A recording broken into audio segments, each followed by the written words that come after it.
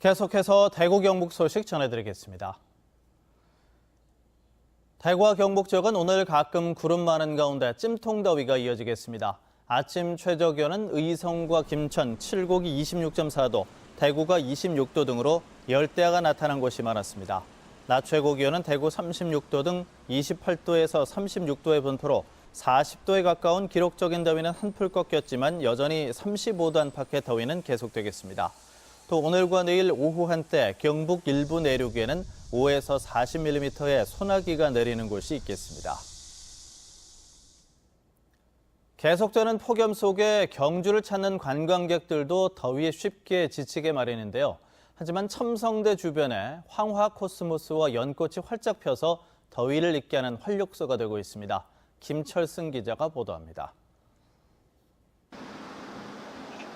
35도를 오르내리는 폭염 속에서도 첨성대 인근은 꽃물결이 넘실대고 있습니다. 뜨거운 햇살을 견뎌내고 핀 황화 코스모스가 절정을 이루며 주변을 노랗게 물들이고 있습니다. 연인들은 꽃단지를 배경으로 추억을 담고 가족들은 꽃 향기에 취하기도 합니다. 휴가철에 더워도 유적지를 보면서 이렇게 꽃과 함께 어우러지니까 더위도 잊혀지고. 인접한 곳에는 연꽃이 만개해 관광객들의 발길을 잡습니다. 연꽃 단지는 첨성대 주변에서 인근 동궁과 월지까지 이어져 더위를 잊게 하는 청량제 역할을 하고 있습니다. 여태껏 안 나왔더니 오늘은 여기 나와보니까 연꽃이 너무 활짝 피어가지고 참 보기 좋네요. 또 첨성대 주변에는 백일홍과 함께 야생화 프록스, 가우라 등이 만발해 여름 사적지의 뜨거움을 식혀주고 있습니다. 첨성대 인근 황화 코스모스 단지는 14만 제곱미터. 경주시는 다음 달 20일 이전에 이를 베어내고 유채꽃을 파종할 계획입니다. 계절마다 다른 모습으로 변신하는 천년 고도 경주. 사적지 못지않게 꽃단지도 관광객 유치에 큰 몫을 하고 있습니다. MBC 뉴스 김철승입니다.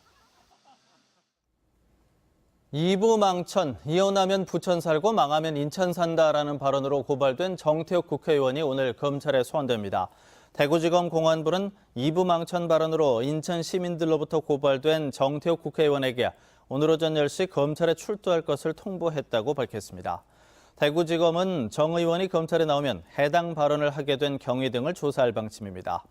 자유한국당 대변인이었던 정 의원은 선거 직전인 지난 6월 7일 한 언론사 수도권 판세 분석 프로그램에서 유정복 전 시장 재임 시절에 인천의 각종 지표가 좋지 않았다는 민주당 대변인 발언을 반박하다가 이부망천 발언을 해 물의를 빚었습니다. 경상북도 선거관리위원회는 6.13 지방선거 당시 선거법을 위반한 혐의로 경북교육감 선거 출마자 A씨 등 5명을 검찰에 고발했습니다. A씨는 지난해 6월부터 선거 당일까지 자신이 대표로 있는 연구소 직원과 선거 캠프 자원봉사자 등 4명에게 홍보 콘텐츠 제작과 보도자료 작성 등 업무를 시키고 대가로 2,640만 원을 제공한 혐의를 받고 있습니다. 경상북도 선관위는 선거 출마자는 선거 사무원으로 공식 등록한 사람에게만 수당을 제공할 수 있다고 밝혔습니다. 경산의 한 어린이집에서 보육교사가 원생을 학대했다는 신고가 접수돼 경찰이 수사에 나섰습니다. 경산경찰서는 지난달 해당 어린이집의 보육교사가 어린이집에 근무하는 다른 교사가 CCTV가 찍히지 않는 곳에서 어린이들을 꼬집는 등 학대했다고 신고함에 따라 조사에 나섰습니다.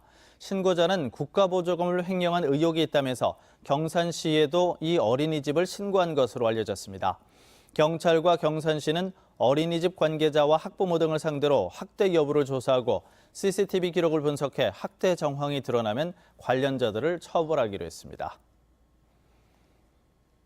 동해안의 너울성 파도 피해가 예상됨에 따라 울진해양경찰서가 관심 단계인 위험 예보를 주의 단계로 격상했습니다. 울진해경은 먼 바다에서 강한 바람으로 발생한 파도가 해안에 가까워지면서 갑자기 높은 파도로 변할 수 있다며 주민과 피서객들에게 방파제나 갯바위 출입을 삼가줄 것을 당부했습니다.